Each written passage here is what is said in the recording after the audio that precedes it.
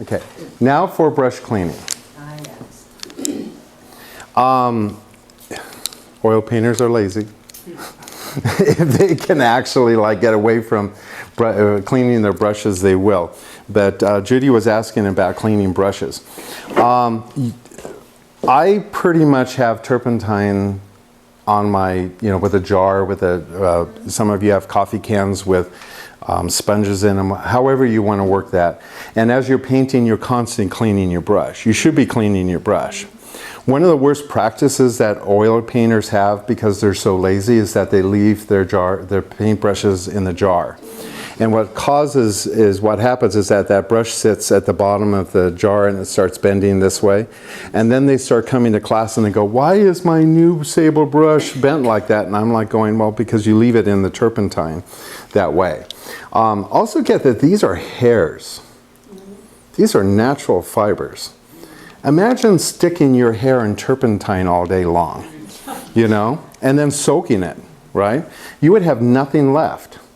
And no wonder people complain about their brushes wearing down. They treat them like they're household scrub brushes. They're actually something that needs, you spend a lot of money on these, and especially if you're reusing them constantly, you want to take care of them.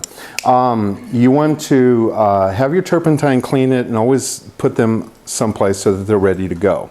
Very, very important, because when you're grabbing a brush, you don't want to clean it. You want to clean it and get in the habit of done, clean it, set it into a place where you have your dirty brushes. Some oil painters who are lazy will throw their brushes back into the container that has their clean brushes in them, and then 6 months later find this wonderful expensive brush as hard as nails because they forgot to clean that one. So you want to make sure that your clean brushes are separate from your dirty brushes.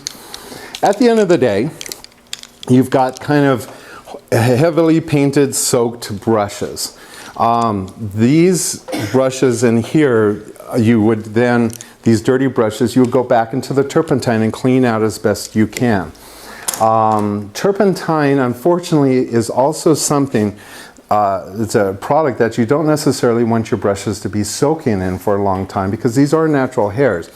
And turpentine over a period of time will coat your hair fibers. So you need to get the turpentine out of your brush before you put it in storage. My best recommendation is Awesome. And I have it like under the sink. I grab a hold of my brushes and I take my spray bottle of Awesome, which you buy at the dollar store, and I actually put the little pump squeezer right on it, and I just squirt right into my brushes and I just coat them with Awesome, and I let them sit for about a minute. You don't want to have them sit any longer. Again, you don't want to do any more damage to these brushes as possible. Well, what that does, and if you actually put turpentine in with Awesome, you'll actually start seeing it eat the turpentine up. It's really weird. It comes to life. It's like those scrubbing bubbles that you see on the commercial that, but it really takes out the turpentine out of the brush. And then you take Dawn dishwashing liquid, put that inside of it, which is a nice coating on there, and then you rinse out your brush under warm water. The nice thing about it is that all of the Awesome, which is the degreaser, will actually neutralize the oil paint so it won't ruin your pipes. Okay, so you do want to kind of, neutralize your turpentine. If you just pour turpentine into your sink, you're going to end up with pipe problem. Okay, then you can do a few things. One, you can coat this or dip it into fabric softener. Okay, fabric softener does with brushes like it does with your clothing, conditions it.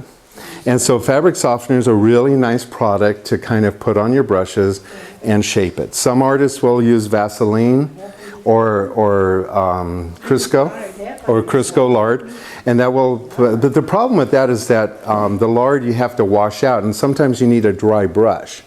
And so, consequently, you'll always have a wet brush. So the fabric softener will actually kind of evaporate, and so you have a nice brush. Another brush, when you buy some of these brushes, they have this really kind of hard, feels like that they have hairspray in them. That sizing is actually milk. And what's in milk is casein, you know. And casein is actually, you can paint with casein. And a lot of the old paintings, and a lot of them in India, are made out of milk. And so you dip your brush into milk and you point it, and it will dry hard just like the store-bought ones, and then you just kind of break it like that and you get a wonderful seal like that. Some artists will actually take a piece of cardboard, they'll place it over the top of it, and they'll put a clamp on the top. I do that with some of my brushes because you want that chiseled edge. You know, it's awesome when you paint, when you can go right up to the edge of a cheek or something and that chiseled edge. So you can actually push that edge to be a wonderful sharp edge. The issue with that is I've had students try to do that, and they put the clamp on too low, and their $40 or $60 brush ends up looking really horrible. So I don't recommend doing that. If you do it, put the cardboard over it, put the clamp on top, and then scooch the cardboard back a little so that there's a little space between the cardboard and the top of the brush. That way the clamp clamps down on the front where you want it. Don't use those dog clamps or whatever, those really hard ones. You just want to use the old-fashioned ones, the silver ones that you remember in the old offices. Those brown ones that have the big thing on, those almost cause the hairs to go back out. So you have to be kind of careful with those. I don't recommend doing that. Okay? So is that everything about the brushes?